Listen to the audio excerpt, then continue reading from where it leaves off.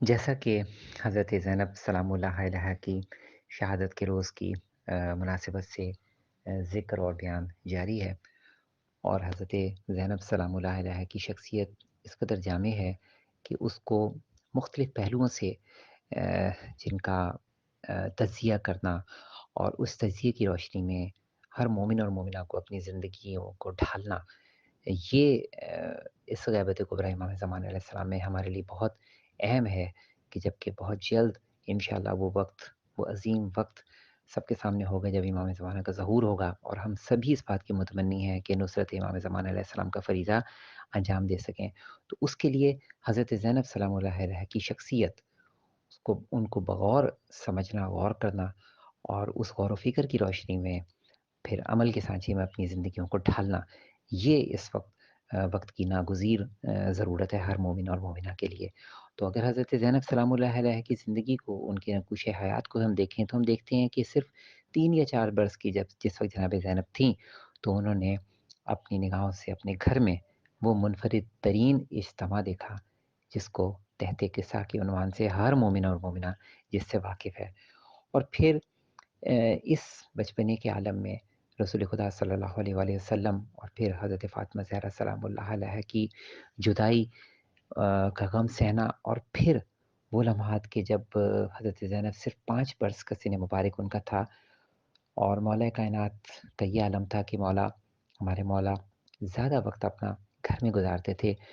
کیونکہ جناب فاطمہ زہرا کے جانے کے بعد بچوں کے لیے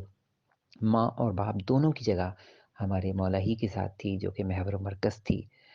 اور یہی وہ وقت تھا کہ حضرت زینب سلام اللہ علیہ نے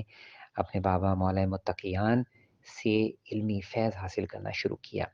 ہمارے وہ مولا جو کہ خود فرماتے کہ مجھے اللہ کے رسول نے علم کے 1000 دروازوں کی تعلیم دی اور میرے لیے ہر دروازے سے 1000 باب کھل گئے۔ تو ہمارے وہ مولا جیسا معلم اور متعلمہ حضرت زینب کبریٰ سلام اللہ علیہا، تو اس کے نتیجے میں ہم سوچ سکتے ہیں کہ علم کے کیسے کیسے ابواب ہیں جو روشن ہوئے ہوں گے، اور اسی کا نتیجہ کہ حضرت زینب سلام اللہ علیہا عالمہ، فاضلہ، عارفہ اور کاملہ قرار پائیں۔ تو یہ حضرت زینب سلام اللہ علیہ کی زندگی کا وہ اہم ترین نقش ہے کہ مولا کائنات سے علمی فیض حاصل کرنا، اور اس کے ساتھ حضرت زینب کی زندگی کا وہ اہم ترین وقت کہ جب حضرت عبداللہ بن جعفر کو یہ اعزاز اور سعادت حاصل ہوئی کہ وہ جناب زینب کے شوہر نامدار قرار پائے۔ فرزند ہیں وہ حضرت جعفر طیار، رسول خدا کے چچا کے حضرت جعفر طیار کے فرزند، جن سے رسول خدا کی وہ محبت اور حضرت جعفر طیار کی رسول خدا سے وہ محبت تھی کہ جب حبش سے حضرت جعفر طیار واپس آئے ہیں تو رسول خدا کی لبوں پر بے ساختہ یہی جملے تھے کہ میں فتح خیبر کی خوشی کا اظہار کروں یا اپنے چچا حضرت جعفر طیار کی واپسی کی خوشی کو محسوس کروں۔ تو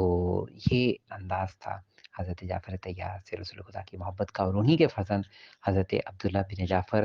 جن کے متعلق اہل عرب اس بات کو مانتے اور تسلیم کرتے تھے کہ وہ زمانے کے انتہائی فیاض لوگوں میں ان کا شمار اور جود و کرم ان کی بہت بلند درجے پر تھی، یہاں تک کہ اس زمانے کے شعراء حضرت عبداللہ بن جعفر کی سخاوت کے چرچے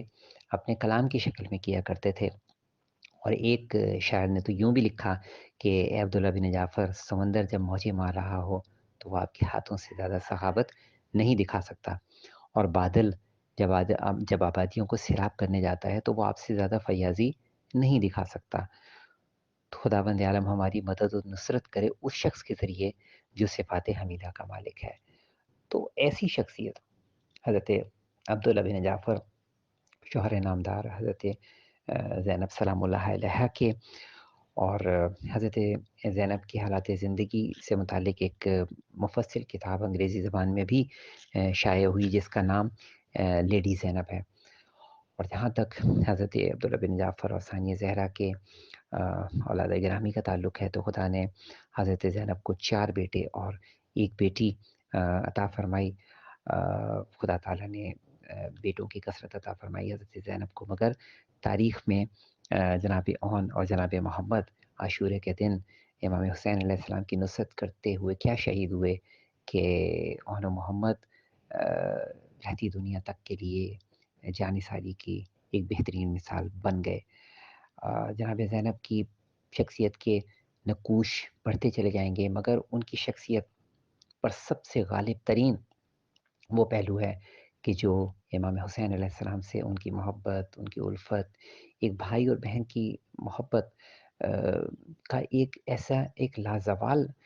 تذکرہ ہے کہ جو کہ حضرت زینب اور امام حسین علیہ السلام کا، کہ امام حسین علیہ السلام تمام اہم معاملات میں جناب زینب کبریٰ سے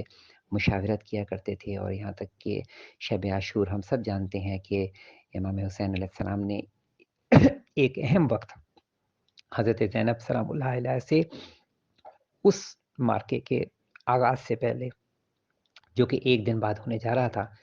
وہ ہمارے مولا حسین نے جناب زینب سے انتہائی اہم مشاورت فرمائی، اور حضرت زینب سلام اللہ علیہ امام حسین علیہ السلام کے ساتھ دین و دنیا کے تمام معاملات میں شریک رہیں۔ یہی وجہ ہے کہ وہ شریکت الحسین کا درجہ ان کو ملا،